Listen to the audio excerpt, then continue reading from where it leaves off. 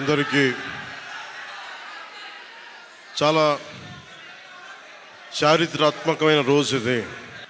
ఆంధ్రప్రదేశ్ 5 కోట్ల మంది ప్రజలు చాలా చారిత్రాత్మకమైన తీర్పిచ్చిన రోజు ఇది. ఏ మాటకైతే మనం కట్టుబడి ఉన్నామో ఆంధ్రప్రదేశ్ ప్రజలకి జవాబుదారీతనంతో ఉన్న ప్రభుత్వం స్థాపిస్తాం. ఏ మాట మీద అయితే మనం చెప్పామో కూటమి ప్రభుత్వం ఆ మాటను నిలబెట్టుకుంటుంది.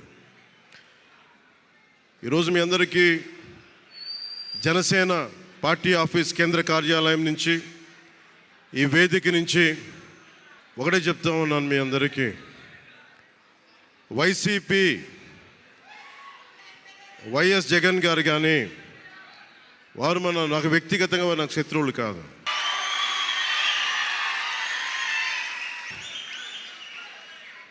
ఓడిపోయారు కదా అని చెప్పి వారిని ఇబ్బంది పెట్టడానికో హింసించడానికో ఈ విజయం కాదు.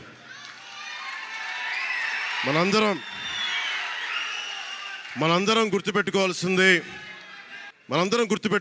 చాలా ముఖ్యమైనది. వైసీపీ పార్టీని భవిష్యత్తులో ఇబ్బంది పెట్టడానికి విజయం కాదు. 5 కోట్ల మంది ప్రజల పైన వారి భవిష్యత్తు కోసం పునాది వేయడానికి ఉన్న రోజులు ఇవి. అంతేగాని కక్ష సాధింపుల కోసం కాదు. మనందరం ముఖ్యంగా జనసేన పార్టీ నాయకులు కానీ, జనసేన మద్దతుదారులు కానీ, జనసేన వీర మహిళలు కానీ, జనసేన నాయకులు కానీ గుర్తుపెట్టుకోవాల్సింది, ఇది కక్ష సాధింపు సమయాలు కాదు. 5 కోట్ల మంది ప్రజల కోసం పనిచేసే సమయం ఇది. 5 కోట్ల మంది పైచులకు ఆంధ్రప్రదేశ్ విభజన జరిగినప్పటి నుంచి ఈ రోజు దాకా మనం నలుగుతూనే ఉన్నాం. ఆ రోజులు అయిపోయినాయి, ఆ చీకటి రోజులు అయిపోయినాయి.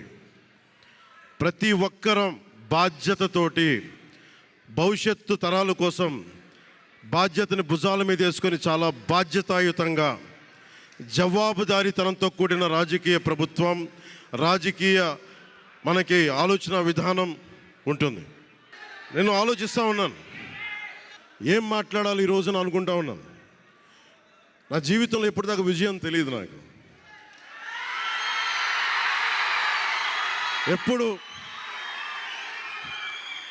ఎప్పుడు ఒకే ఒకసారి సినిమాల్లో ఉన్నప్పుడు తొలి ప్రేమ అనే విజయం చూశాను.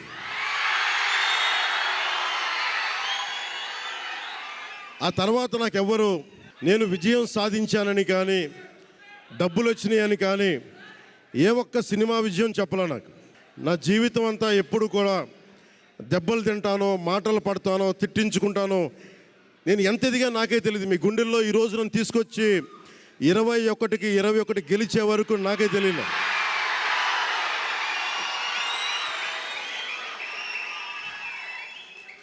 భారతదేశంలో 100కి 100% కొట్టామంటే జనసేన.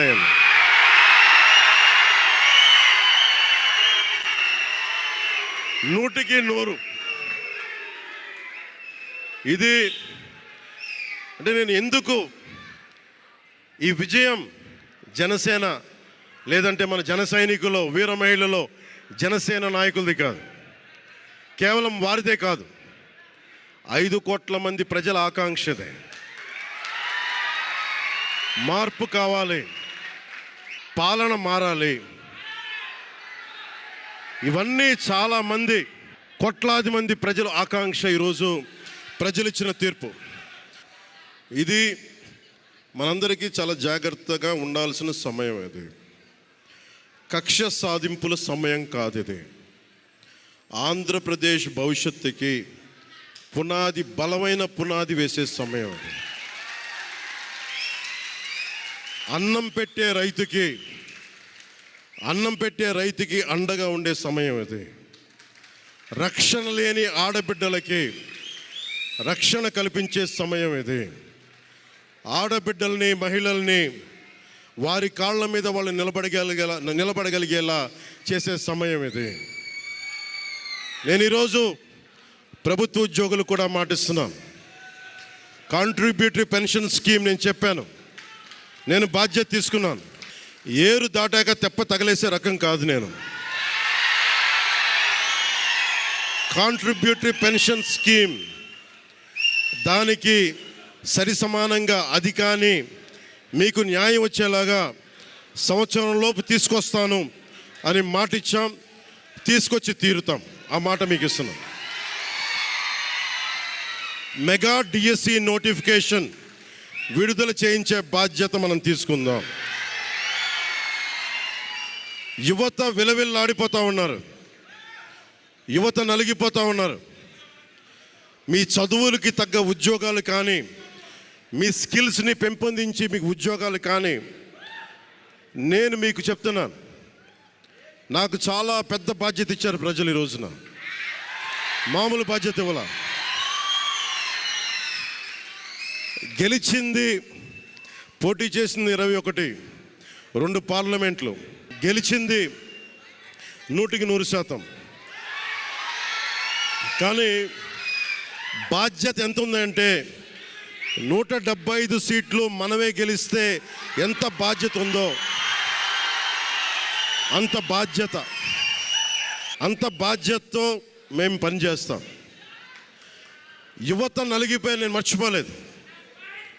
ఆడబిడ్డలు ఇబ్బంది పడిపోయారు, మేము మర్చిపోలే. సగటు మధ్యతరగతి మనుషులు నలిగిపోయారు. రోడ్లు వెయ్యలా, గుంతలు వేశారు, అరాచకం చేశారు. అవన్నీ శాంతి భద్రతలు చాలా చాలా బలంగా ఉంటాయి, మీకు నేను మాటిస్తున్నాను. అతి తక్కువ వ్యవస్థల్లో రాజకీయ ప్రమేయం చాలా తక్కువ ఉండేలాగా, అధికారుల్ని వారి పని చేసుకునేలాగా ఈ ప్రభుత్వం ఉంటుంది, కూటమి ప్రభుత్వం ఉంటుంది. రైతుకి కష్టం వస్తే హక్కును చేర్చుకునే ప్రభుత్వం తప్ప తిరస్కారంగా చిన్న చూపు చేసే ప్రభుత్వం అవ్వదు మనకి ఈ కూటమి ప్రభుత్వం. నాకు రాజకీయాలు డబ్బు అవసరం లేదు. నేను మీకు మళ్ళీ చెప్తున్నాను, మీకు నేను డబ్బుల కోసం, పేరు కోసం రాజకీయాల్లోకి రాలేదు.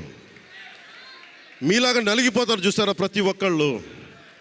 సగటు మనిషి మాకు ఎవడు ఉండడేంటి, నా కులం లేదు, మతం లేదు, నా కష్టాన్ని ఎవరు చూడరేంటని ప్రతి ఊర్లో ఉండే ఒక సగటు మనిషి అనుకుంటాడు.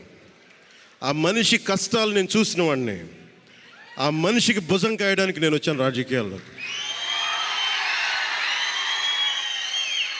2019లో ఓడిపోతే నా మానసిక స్థితి ఎలా ఉందో ఆ రోజున, ఈరోజు గెలిచినప్పుడు కూడా నా మానసిక స్థితి అలాగే ఉంది. అంతే ధైర్యంతో ఉన్నా. గెలుపు నాకు బాధ్యత ఇచ్చింది కానీ అహంకారం ఇవ్వలేదు, రాదు. ఇంకా భయం వేసింది. అందరూ నాకు శుభాకాంక్షలు తెలియజేస్తూ ఉంటే నాకు భయం వేసింది. ఎందుకంటే ఇల్లు అలకగానే పండగ కాదు ఇది. ఇల్లు అలకగానే పండగ కాదు, చాలా చాలా బాధ్యత కూడుకున్నది. భీమవరం, గాజువాక 2 చోట్ల ఓడిపోయినప్పుడు ఈ రోజున ఇంతమంది ఉన్నారు. ఈ రోజున, ఆ రోజున నా పక్కన నన్ను నమ్ముకున్న కొద్దిమంది తప్ప. కానీ నాకు ఒకటే అనిపించింది, నేను పరాజయం చూసి భయపడను, ఓటమి చూసి భయపడను. ఓటమి నాకు బలం ఇస్తుంది, ఓటమి నాకు ఉత్సాహం ఇస్తుంది అనుకున్నాను. దేనికి అంటే నేను ఒకటే నమ్మాను. చిన్నప్పుడు తిరుపతిలో యోగా నేర్చుకుంటున్నప్పుడు ఒకటే నమ్మాను, ధర్మో రక్షితి రక్షిత అని. నువ్వు ధర్మాన్ని నమ్మితే ధర్మం రక్షిస్తుంది అని. ఎప్పుడో ఒక 30 సంవత్సరాలు ఇంకా ముందే, 18-19 ఏళ్ళప్పుడు చదివితే, ఈ రోజున ధర్మం కోసం నిలబడ్డాం. ధర్మం కోసం నిలబడితే ధర్మం ఈరోజు మనంట నిలబడింది. అందుకని మనస్ఫూర్తిగా ఏ శక్తి అయితే కనిపించని ఆ పరాశక్తి, కనిపించని ఆ దేవుళ్ళందరికీ కూడా ఈరోజు నేను కృతజ్ఞతలు తెలియజేసుకుంటాను. మనస్ఫూర్తిగా మీ అందరికీ పిఠాపురం ప్రజలందరికీ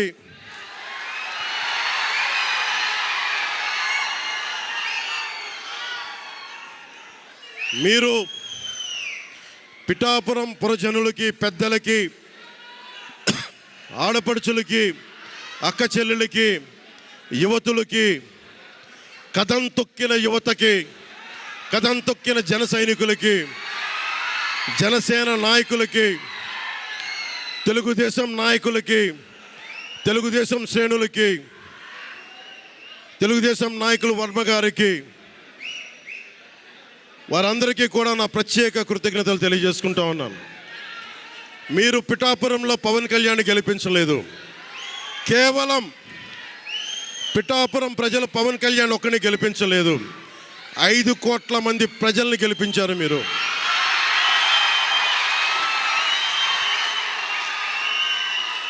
ఓడిపోతే ఇంత బలంగా నిలబడ్డవాడిని. మా ఇంత గెలిపించి కాదు మీరు ఇచ్చింది, చిన్నపాటి జయం ఇవ్వాల, ఆకాశవంత విజయం ఇచ్చారు మీరు నాకు, మాకు, మా కూటమి ప్రభుత్వానికి. ఇది గుండెల్లో పెట్టుకుంటాం, నిలబడతాం, నిర్మాణాత్మకంగా పనిచేస్తాం. మీ కష్టాలలో మీ ఇంట్లో ఒకటిలాగా నేను ఉంటాను, మీ అందరికీ మాటిస్తున్నాను.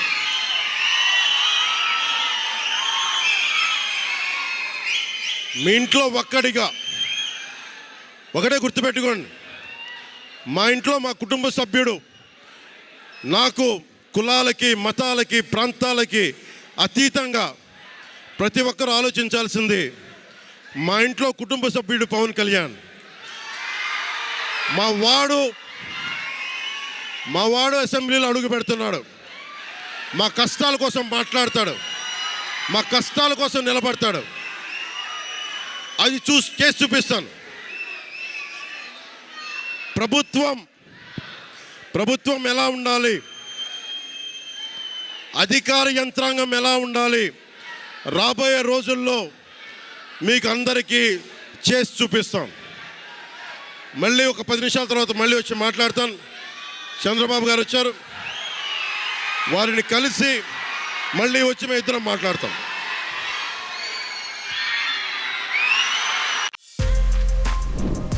For more videos like this, subscribe Big TV channel.